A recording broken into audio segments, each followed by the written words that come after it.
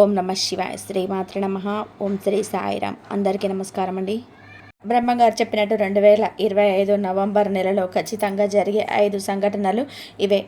ఈ వీడియోను జాగ్రత్తగా చూడండి. భవిష్యత్తును ఆరు చేతుల రేఖలా చూడగలిగిన త్రికాల జ్ఞాని, మనందరి ఆరాధ్య దైవం శ్రీ పోతులూరి వీరబ్రహ్మేంద్ర స్వామివారు. ఆయన రచించిన కాలజ్ఞానం కలియుగం అంతం వరకు జరగబోయే ప్రతి సంఘటనకు ఒక దర్పణం లాంటిది. కొన్ని వందల సంవత్సరాల క్రితమే ఆయన చెప్పిన మాటలు ఈనాటికి అక్షర సత్యాలై మన కళ్ళ ముందే జరుగుతూ ఉంటుంటే ఆశ్చర్యం కలగక మానదు. ఆయన చెప్పినవి కేవలం జోష్యాలు కావు, అవి రాబోయే కాలానికి హెచ్చరికలు. ధర్మం తప్పినప్పుడు, అధర్మం పెరిగిపోయినప్పుడు ప్రకృతి ఎలా స్పందిస్తుంది, మానవ సమాజం ఎలాంటి పరిణామాలను ఎదుర్కోవలసి వస్తుంది అనే విషయాలను ఆయన తన దివ్య దృష్టితో చూసి కాలజ్ఞానంలోనే పొందుపరిచారు.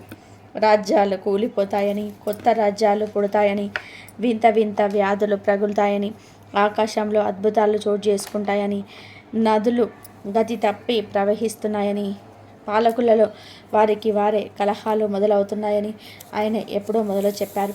వాటిలో ఎన్నో విషయాలు మనం ఇప్పటికే చూసాం. ఇప్పుడు ప్రపంచం ఒక సంక్లిష్టమైన దిశలో ఉంది. ఎక్కడ చూసినా అశాంతి, ప్రకృతి వైపరీత్యాలు, ఆర్థిక అసమానతలే, మనుషుల మధ్య నమ్మకం సన్నగిల్లడం వంటివి చూస్తూనే ఉన్నాం. ఇలాంటి సమయంలో బ్రహ్మంగారు చెప్పిన భవిష్యత్తు వాణి మరింత ప్రాధాన్యతను సంతరించుకుంటుంది. ముఖ్యంగా రాబోయే నవంబర్ నెలలో కొన్ని ముఖ్యమైన సంఘటనలు జరుగుతాయని బ్రహ్మంగారు కాలజ్ఞానంలో చెప్పారు. మరి ఇంతకీ బ్రహ్మంగారు కాలజ్ఞానంలో ఈ నవంబర్ నెలలో ఏం జరుగుతుందని చెప్పారో ఇప్పుడు మనం ఈ వీడియోలో వివరంగా తెలుసుకుందాం. ఫ్రెండ్స్, ఫస్ట్ అయితే కామెంట్ బాక్స్లో శ్రీమాత్రే నమః అని కామెంట్ చేయండి. అలాగే ఈ వీడియోకి ఒక లైక్ కొట్టి మా ఛానల్ని కూడా సబ్స్క్రైబ్ చేసుకొని మాకు సపోర్ట్ చేయండి. ఈ నెలలో దేశాన్ని పాలించే నాయకుల మధ్య ఊహించని ఒక పెద్ద వివాదం చెలరేగుతుంది. ప్రజలందరూ కూడా ఎంతో నమ్మకం పెట్టుకున్న ఒక నాయకుడికి సంబంధించిన ఒక రహస్యం బయటపడి రాజకీయంగా పెద్ద దుబారం రేగుతుంది. దీనివల్ల దేశ పరిపాలనలో స్తబ్దత ఏర్పడి ప్రజలలో ఆందోళన నెలకొంటుంది. బ్రహ్మంగారు చెప్పిన పాలకులకు పక్కలో బల్లెం అనే వాక్యానికి ఇది నిదర్శనంగా నిలుస్తుంది. ప్రజలు, ముఖ్యంగా హిందువులు, ఎవరిని నమ్మాలో ఎవరిని నమ్మకూడదో తెలియని గందరగోళ పరిస్థితులు ఏర్పడుతున్నాయి. ఆ నాయకుడు ఎవరో తెలియదు. మరి బ్రహ్మంగారు చెప్పిన ఆ నాయకుడు ఎవరో తెలియాలి అంటే వేచి చూడాల్సిందే. అలాగే ఈ నవంబర్ నెల చివరిలో తూర్పు తీర ప్రాంతంలో ఒక వింతైన ప్రకృతి వైపరీత్యం సంభవిస్తుంది. ఇది తుఫాను కాదు, భూకంపం కాదు, కానీ సముద్రంలో ఒక వింతైన మార్పు చోటు చేసుకుంటుంది. సముద్రపు నీరు వింత రంగులోకి మారడం, సముద్ర గర్భం నుండి వింత శబ్దాలు రావడం వంటివి జరిగి మత్స్యకారులు మరియు తీర ప్రాంత ప్రజలు భయాందోళనకు గురి అవుతుంటారు. ఇది రాబోయే పెద్ద ఉపద్రవానికి ఒక హెచ్చరిక కావచ్చు. అంతేకాదు, చలికాలంలో వర్షాలు పడి తుఫానులు వస్తాయి, వర్షాకాలంలో ఎండలు కాస్తాయి, ఎండాకాలంలో వర్షాలు పడతాయి, ఋతువులు అస్తవ్యస్తం అవుతాయి అని బ్రహ్మంగారు చెప్పారు. ఇది ఇప్పుడు మన కళ్ళ ముందు జరుగుతున్న విషయమే. ఈ చలికాలంలో మోతాదుగా రావడం బ్రహ్మంగారు చెప్పిన వాక్యానికి సరిగ్గా సరిపోతుంది. భవిష్యత్తులో ఇలాంటి తుఫాన్లు, ప్రకృతి విపత్తులు ఇంకా ఎన్నో వస్తాయని కాలజ్ఞానంలో ఉంది. అలాగే ఈ నెలలో ప్రజలు అత్యంత విలువైనదిగా భావించే బంగారము, వెండి ధరల్లో ఊహించని పతనం సంభవిస్తుంది.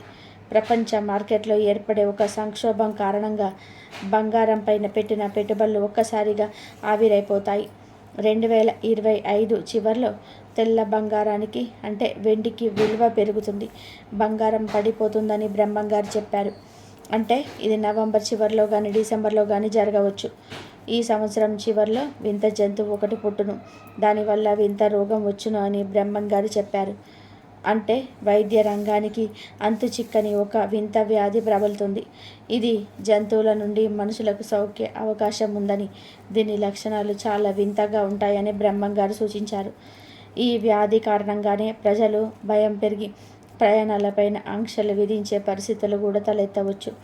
ప్రస్తుత వైద్య విధానాలకు ఇది ఒక పెద్ద సవాలుగా మారుతుంది అని బ్రహ్మంగారు వివరించారు. అలాగే ఈ నెలలో దేశంలోని ఒక పురాతనమైన శైవక్షేత్రంలో ఒక గొప్ప మహిమ వెలుగు చూస్తుంది. ఎన్నో సంవత్సరాలుగా మూతబడి ఉన్న ఒక ఆలయ గర్భగుడి నుండి దివ్యమైన జ్యోతి కనిపించటం, లేదా శివలింగం నుండి విభూది పాలు వంటివి వాటంతటా అవే ఉద్భవించడం వంటి అద్భుతం జరుగుతుంది అని కాలజ్ఞానంలో ఉంది. కలియుగంలో ధర్మాన్ని రక్షించడానికి ఆ పరమేశ్వరుడే తమ ఉనికిని చాటుకుంటున్నాడని, ఇది చూసిన నాస్తికులు కూడా ఆస్తికులుగా మారుతారని కాలజ్ఞానంలో చెప్పబడింది. 2026 సంవత్సరంలో ఒక కుక్క కడుపున కప్ప పిల్లలు పుడతాయని, అది జరిగిన నెల రోజుల్లో మన దేశంలో పెద్ద సునామీ వస్తుందని బ్రహ్మంగారు చెప్పారు.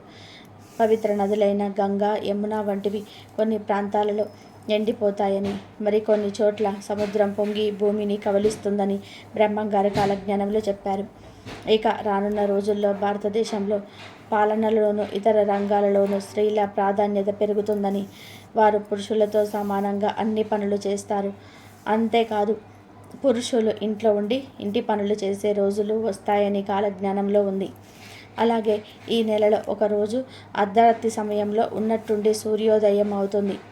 ప్రజలు భయాందోళనకు గురి అవుతారు. అలాగే రాబోయే రోజులలో మనుషులు 30 ఏళ్ల కంటే ఎక్కువ కాలం బతకరట. కొంతమంది గుండెపోటు, అనారోగ్య సమస్యలతో మరణిస్తే మరికొంతమంది ఆత్మహత్యలు చేసుకొని చనిపోతారు. భవిష్యత్తులో మానసిక రోగులు ఎక్కువైపోతూ ఉంటారని బ్రహ్మంగారు కాలజ్ఞానంలో చెప్పారు. కూరగాయలు, పండ్లు తమ రుచిని కోల్పోతాయి. సైంటిస్టులు రకరకాల ప్రయోగాలు చేసి మానవాళికి ముప్పు తెస్తారు. అలాగే ఈ నెల చివరిలో నీటి కొరత ఏర్పడుతుంది. నీటి కోసం ప్రజలు తన్నుకు సస్తారు అని కాలజ్ఞానంలో ఉంది. మత కలహాలు పెరిగిపోతాయి. ఒకరి దేవుణ్ణి ఒకరు నిందించుకుంటూ ఉంటారు. కానీ చివరికి అందరూ ఒకటే అనే సత్యం తెలుసుకుంటారు అని బ్రహ్మంగారు చెప్పారు.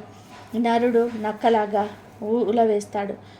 నక్క నందిలాగా రెంకలు వేస్తుంది. పందులు నాయన అని కూతులు పెడతాయి. ఏనుగులు అమ్మ అని కేకలు వేస్తాయి. ఇక రాబోయే రోజుల్లో 15 సంవత్సరాల ఆడపిల్లలు కూడా గర్భవతులవుతారు. అలాగే మనం పీల్చే గాలిని కూడా కొనుక్కోవాల్సిన పరిస్థితి వస్తుంది. తిరుపతిలో ఉన్న వెంకటేశ్వర స్వామికి కోపం వచ్చి శ్రీవారి కుడి భుజం పగులుతుంది. ఈ 2025 తర్వాత ఈశాన్య దిశలో ఉన్న ఒక గ్రామంలో ఒక మహిళ గర్భం దాలుస్తుంది. ఆ గర్భం పగిలిపోయి ఒక బిడ్డ పూలుతుంది. ఆ సమయంలో ఆకాశంలో నుండి మెరుపులు పడి అక్కడి ప్రజలు మరణిస్తారు. అతి తిండి, అతి నిద్ర వలన మానవులు అనేక రకాల రోగాల బారిన పడతారు అని బ్రహ్మంగారు కాలజ్ఞానంలో చెప్పారు. స్థిర నివాసం అన్నది లేక ప్రజలు ఒక చోట నుండి ఇంకొక చోటికి సంచరిస్తూ ఉంటారు. అలాగే 2025 సంవత్సరంలో విజయవాడలో ఉన్న కృష్ణా నది నీరు కనకదుర్గమ్మ ముక్కు పుడకను తాకుతుందని బ్రహ్మంగారు కాలజ్ఞానంలో ఉంది. ఒకవేళ జల ప్రళయం ఏర్పడి లేదా ఏదైనా భూకంపం వచ్చి నాగార్జున సాగర్ డ్యామ్ బీటలు పడితే కృష్ణా నదిని నీరు వచ్చి ఇంద్రకీలాదిని తాకి ప్రమాదం ఉంటుంది కనుక దుర్గమ్మ ముక్కు పుడకను కృష్ణా నది తాకితే మాత్రం ఎన్నో ఊహించని ప్రమాదాలు జరుగుతాయి. ఏనుగులు పంది పిల్లల్ని కంటాయి, పందులు కూతుళ్ళు కంటాయి. అంతేకాదు, ఈ సంవత్సరం చివరిలో పలనాల్లోని ఒక బ్రాహ్మణుడు ఇంటి దగ్గర ఉండే కాకరకాయ చెట్టుకు చింతకాయలు కాస్తాయని బ్రహ్మంగారు కాలజ్ఞానంలో చెప్పారు. ముందు ఈ జగమంతా అనాథ పిల్లలతో నిండిపోతుంది. చాలామంది ఆడవారు పిల్లల్ని కనేసి వారిని రోడ్డు మీద వదిలేస్తారు అని కాలజ్ఞానంలో ఉంది. అంతేకాదు, శ్రీ విశ్వావసన సంవత్సరంలో మక్కా మసీదులో నల్ల పంది పుడుతుంది. ఆ పంది వలన మహమ్మదీయుల మధ్య గొడవలు చెలరేగుతాయి. ఆ పందిని పట్టుకోవాలని ప్రయత్నించినప్పుడు అది విజయవాడ కృష్ణా నది వద్దకు వచ్చి మాయమవుతుంది అని బ్రహ్మంగారు కాలజ్ఞానంలో చెప్పారు.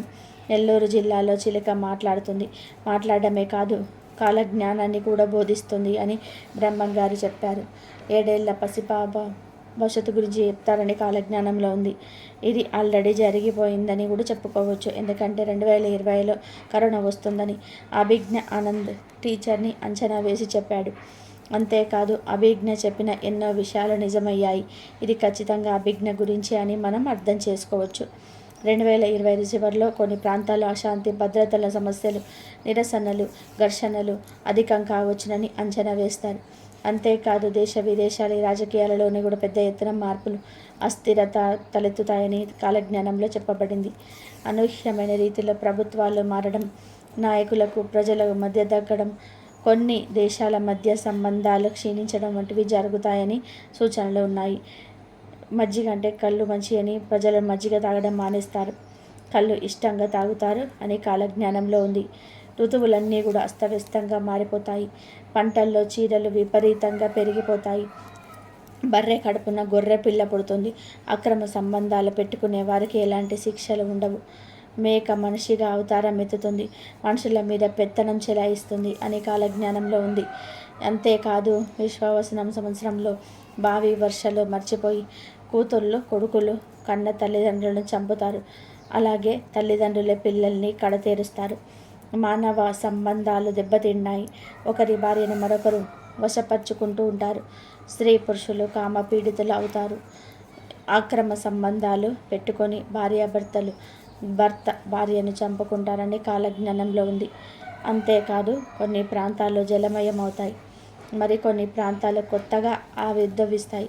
అంతేకాదు దేవాలయాలపైన దాడులు జరుగుతాయి. చాలా దేవాలయాలు భక్తులు రాక శిథిలావస్థకు చేరుకుంటాయి. కొన్నేళ్లకు పూజారులు కూడా దేవాలయాలను వదిలేసి తమ వృత్తిని వదిలేసి వేరే వృత్తిలోనికి వెళ్ళిపోతారు. దేవుణ్ణి పూజించేవారు కరువవుతారు. ఆంధ్రప్రదేశ్లోని ఒక ఇనుప స్తంభానికి ఆకులు పువ్వులు పూస్తాయి.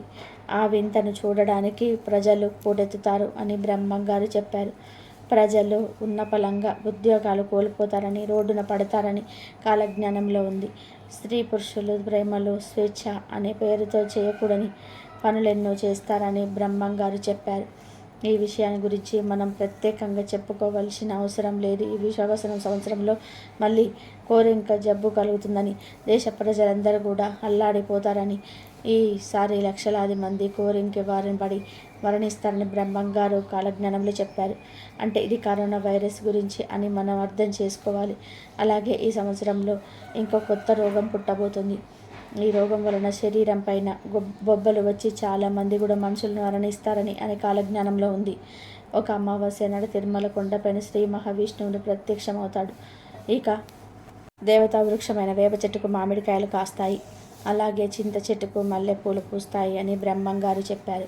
అదే విధానంగా రాబోయే రోజుల్లో ఒక పెద్ద తుఫాను ఏర్పడుతుంది. ఈ తుఫాను ప్రభావంతో టవర్లన్నీ కూలిపోతాయి. ఫోన్లు కూడా కొన్ని రోజులు పనిచేయవు. రాబోయే రోజుల్లో శత్రువులు పెరిగిపోయి ఒకరిపైన ఒకరు చేతబడులు చేసుకుంటూ ఉంటారు. అతిగా తినడం అలాగే అతిగా నిద్రించడం వలన అనేక కొత్త రోగాలు ఏర్పడతాయి. సులభంగా డబ్బు సంపాదించాలని దొంగ స్వాములు పెరిగిపోతారు. ప్రజలకు మాయమాటలు చెప్పి ధనాన్ని దోచుకుంటారు. రోజు రోజుకి ధర్మం నశించిపోయి అధర్మమే గెలుస్తుంది. దుర్మార్గులే రాజులుగా మారతారు. మంచి ప్రవర్తన కలవారు అపనిందలను ఎదుర్కొంటారు. దుర్మార్గులు అబద్ధాలను ప్రచారం చేసి నిజాలను కప్పిపుచ్చుతారు. దాని వలన మంచివారు భయంకర కష్టాలను అనుభవిస్తారు అని బ్రహ్మంగారు చెప్పారు. అంతేకాదు గ్రామాలలో పట్టణాలలో నెత్తటి వాన కురుస్తుంది. ప్రజలు మన దేశ సాంప్రదాయాలను వదిలేసి ఇతర దేశ సాంప్రదాయాలను అనుసరిస్తారు. హత్యలకు రేపులకు సినిమాలు ఇన్స్పిరేషన్గా ఉంటాయి. సోషల్ మీడియాలో ఫేమస్ అవ్వడానికి ఎంతైనా సరే తెగిస్తూ ఉంటారు. ఎన్ని నాటకాలైనా సరే ఆడుతుంటారు. అంతేకాదు భవిష్యత్తులో ఇద్దరు మగవాళ్ళు అలాగే ఇద్దరు ఆడవాళ్ళు అంటే ఆడ మగ పెళ్లి చేసుకుంటారు అని వారి కడుపున్న బిడ్డ జన్మిస్తుందని కూడా బ్రహ్మంగారు చెప్పారు. ఇప్పటి చాలా రోజులలో కంట్రీస్లలో చూస్తూనే ఉన్నాము.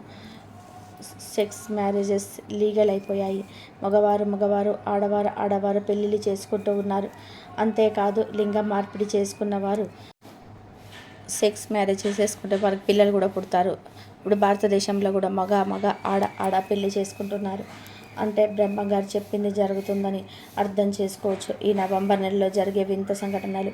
ఇక ఇప్పుడు బ్రహ్మంగారు చెప్పిన వాటిలో ఆల్రెడీ జరిగిపోయిన వాటి గురించి తెలుసుకుందాము. బ్రహ్మంగారు పరిపూర్ణాచార్య ప్రకృతాంబ దంపతులకు బ్రహ్మాండపురి అనే గ్రామంలో సరస్వతి నది ఒడ్డున జన్మించారు. రికార్డుల ప్రకారం ఆయన 1608లో పుట్టారని ఉంది. ఆయన బ్రాహ్మణ కుటుంబంలో జన్మించారు. బ్రహ్మంగారు కాలజ్ఞానంలో ఎన్ని విషయాల గురించి చెప్పారు. మొత్తం 14,000 సంవత్సరాల గురించి బ్రహ్మంగారు కాలజ్ఞానంలో ప్రస్తావించారు. వాటిలో ఇప్పటి వరకు కొన్ని నిజమయ్యాయి. ఒక అంబ 16 ఏళ్ళు రాజ్యం ఏలుతుంది అని బ్రహ్మంగారు కాలజ్ఞానంలో చెప్పారు. బ్రహ్మంగారు చెప్పినట్టే ఇందిరాగాంధీ గారు 15 సంవత్సరాల 300 రోజులు భారతదేశాన్ని చాలా బలంగా పాలించారు. శ్వేతముఖులు భారతదేశాన్ని పాలిస్తారు అని బ్రహ్మంగారు చెప్పారు. ఆయన చెప్పినట్టుగానే తెల్లవాళ్ళు భారతదేశాన్ని చాలా సంవత్సరాలు పాలించారు. అంటే ఇది కూడా నిజమే అయింది. ఇక మీద బ్రహ్మలు గద్దెక్కుతాయి అని బ్రహ్మంగారు కాలజ్ఞానాలు చెప్పారు. అంటే యాక్టర్లు రాజకీయంలోకి వస్తారని అర్థం. బ్రహ్మంగారు చెప్పినట్టుగానే ఎన్టీఆర్ గారు, ఏజీఆర్, జయలలిత, ఇప్పుడు పవన్ కళ్యాణ్, ఇప్పుడు చాలామంది రాజకీయంలోకి వచ్చారు. చాలామంది యాక్టర్లు ముఖ్యమంత్రులు కూడా అయ్యారు. అలాగే శని గ్రహం మిథున రాశిలోకి వచ్చినప్పుడు మరణాలు సంభవిస్తాయని బ్రహ్మంగారు కాలజ్ఞానంలో చెప్పారు. 1913, 1943, 1973, 2003 ఈ సంవత్సరాల్లో శని మిథున రాశిలోకి వచ్చింది. బ్రహ్మంగారు చెప్పినట్టుగానే 1913లో మొదటి ప్రపంచ యుద్ధానికి ముందు దేశాల మధ్య గొడవలు మొదలై దాదాపు 3.5 కోట్ల మంది మరణించారు. 1943లో రెండో ప్రపంచ యుద్ధంలో జరిగినప్పుడు దాదాపు 7 కోట్ల మంది చనిపోయారు. 1973, 1975 మధ్యలో చైనాలో ఒక డ్యామ్ కూలి 2 లక్షల మంది చనిపోయారు. 2003లో ఇరాకులో యుద్ధం మొదలై 2 లక్షల మంది వరకు కూడా చనిపోయారు. ఇలా బ్రహ్మంగారు ఎన్నోసార్లు సంఘటనల గురించి చెప్పారు. వాటిల్లో చాలా వరకు కూడా నిజమయ్యాయి.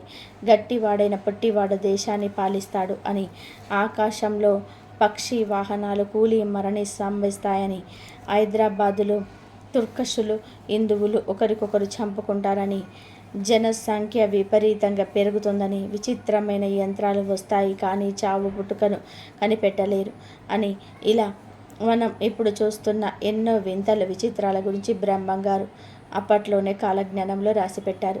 ఈ వీడియో కనుక మీకు నచ్చినట్లయితే లైక్ చేయండి, షేర్ చేయండి, సబ్స్క్రైబ్ చేసుకోవడం మాత్రం అసలు మర్చిపోవద్దు. ఇలాంటి ఇంకెన్నో వీడియోస్ తెలుసుకోవాలనుకుంటే మా ఛానల్ని ఇప్పుడే సబ్స్క్రైబ్ చేసుకోండి. బ్రహ్మంగారు చెప్పిన ప్రతి ఒక్క విషయంలో మనకైతే జరుగుతూనే ఉన్నాయి కాబట్టి అన్నీ కూడా మన జీవితంలో జరగబోయేటివే బ్రహ్మంగారు ఇప్పుడు చెప్పినారు. ఇంతవరకు చూసినందుకు ధన్యవాదాలు.